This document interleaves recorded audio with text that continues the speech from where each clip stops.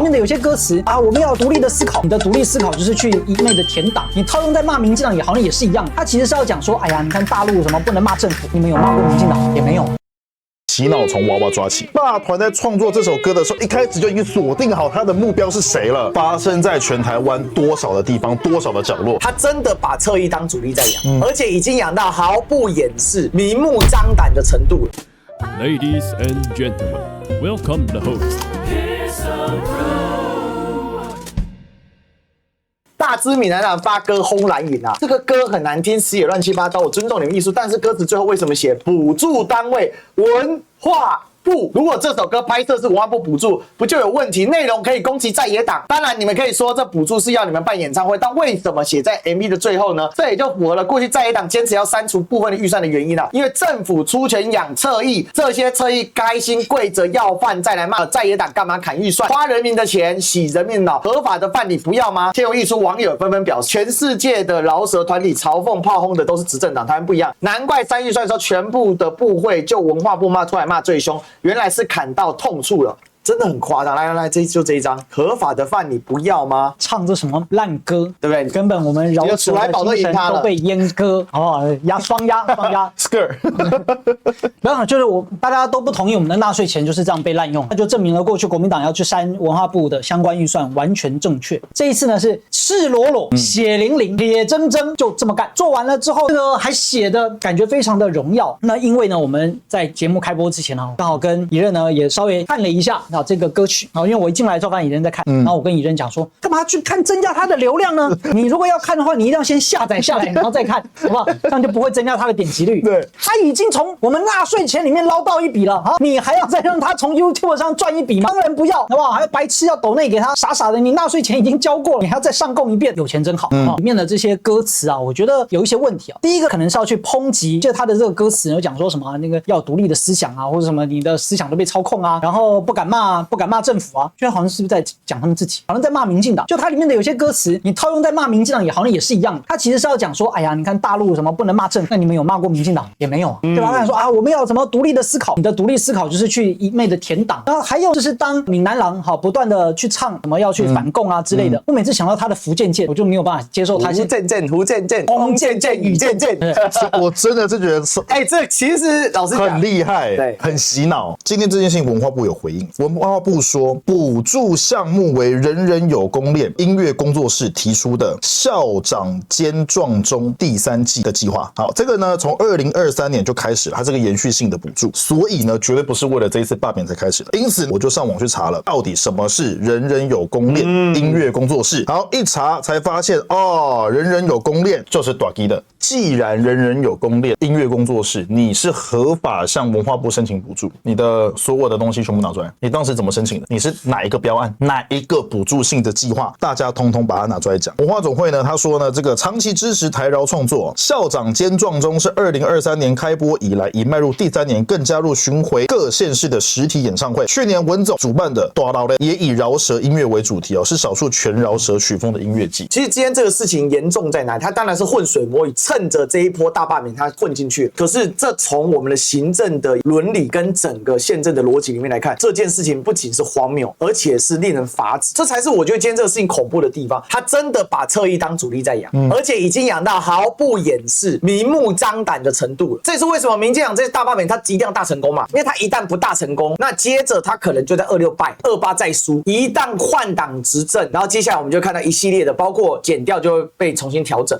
王建煊的监察院这个会让他过吗？如果照陈思梦去审查这个办曲棍球案的检察官的方式，这个现场要死。这个文化部的哪个官员马上被弹劾，然后马上移送渎职，这是立刻的，因为这是明目张胆。过去为什么文化产业会有补助这件事情？我的理解是因为有一些文化创作它不具有市场价值，它没办法养活创作人。艺术文化这件事情，它确实有一些不具有商业价值，它没有市场的流通性，所以它没有办法透过这件事情去养活活他自己，因此政府才需要出手干预，用补助的方式让这些文化人得以继续他们的创作。如果你面向政府的话，那你永远就只能够拿到政府的助，那你就面向市场、面向读者，你才能够得到市场的喜爱。没错。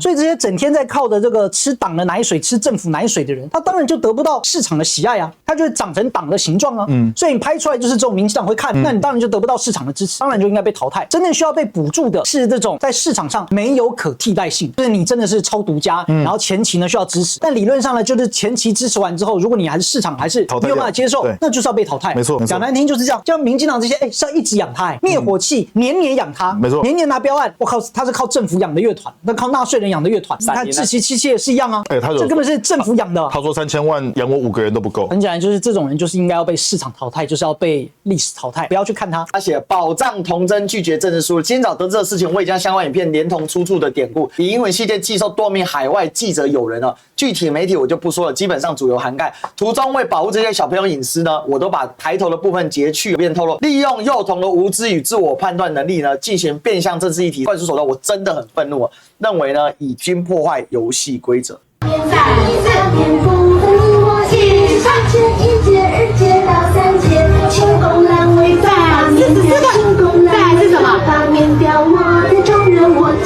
这个市集应该是市政府相关的吧？不是，他其实这边写的是台东市生活愿景协进会，但是你说有没有政府？我觉得难免没有政府在背后，它到底是什么协进会、公测会还是什么的，你不知道。但是这个东西你要用到文心公园的场地，借场地肯定是会借场地。对，我看了整个文宣 DM， 它其实没有任何写到跟罢免有关，对，没有政治。园游会里面为什么会出现这个？原因就是当时在签联署的时候，3个罢免立法委员的罢免团体有在现场设摊位，它是一个台中转运市集，市集里面是有给罢免团体设摊位的，所以他们才会有罢免团体的人出来带动跳。这个是我所理解的，就是那为什么他现场会有罢团？因为罢团有摊位。那罢团为什么有摊位？他们去申请啊，去申请。那申请的名目是什么？他们是活动是什么愿景？什么策进会？是民间纯粹的民间组织吗？如果你是纯粹的民间组织的话，你当时要申请场地的话，你一定有使用目的。你使用目的有没有提到这件事情？这就是要开罚啊。就是因为市议员在这边一定最准。你的任何要跟政府，因为文心公园一定是政府的地嘛，你要借场地办活动，你一定要写使用目的。使用目的如果当时都只是园游会而已，用途不符的话，对，现在法规上是没有办法把它列为黑名单啦。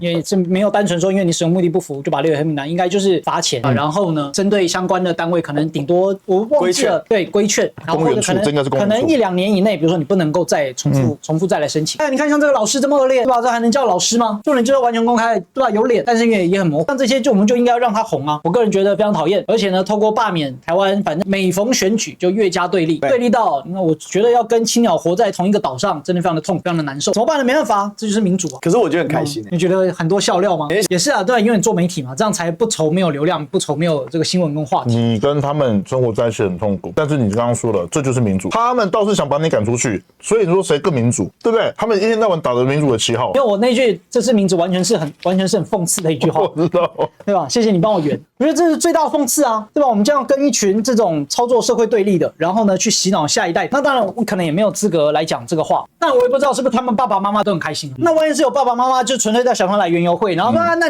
你去玩乐啊，然后他们就在旁边看，爸爸妈妈开始就滑手机，然后一听发现那个音乐不对劲，对，就把这小孩，不然这已经是旁边的爸爸妈妈看不下去嘛，或旁边路人因为看不下去，所以才录下来。所以不是说到现场的都是青鸟，不是到现场都支持罢免，否则就不会被爆出来。因为有人他就是觉得，这是一个园游会，他觉得很好玩，所以他带着小朋友过来，结果发现你在搞政治，而且唱的歌词呢都是在骂人的，对吧？所以你说单纯唱一些什么我爱台湾，台湾好，可能还没什么这么大的一些，他就是在唱支持罢免，反正恶心至极啊。那难听的话不想讲，但总而言之，你已经讲完了。那跟上次王一川去幼稚园一样，还有呢，不想被他们代表成为台湾社会主流，就一定要出来投不同意吧。洗脑从娃娃抓起。第二个，这首歌是改编儿歌，它是把歌词改掉哦，所以罢团在创作这首歌的时候，一开始就已经锁定好他的目标是谁了。你今天如果现场是说临时起意播一个空带，然后我自己唱，不是用录音的，好，那就算了，就当你是临时起意看到小朋友，我想我洗个脑，不是这首歌是2只老虎的旋律，去，你已经改好歌词，然后再找人去录一遍，表示什么？一开始他们就决定要锁定小朋友，不会只有这一场，录一次的歌不会只有这一场，只是这一场被爆出来而已。这样的事情发生在全台湾多少的地方，多少的角落，多少的小朋友或多少的爸爸妈妈，你的小朋友在外面参加这种所谓的活动的时候，他们播的歌都是什么？你知道吗？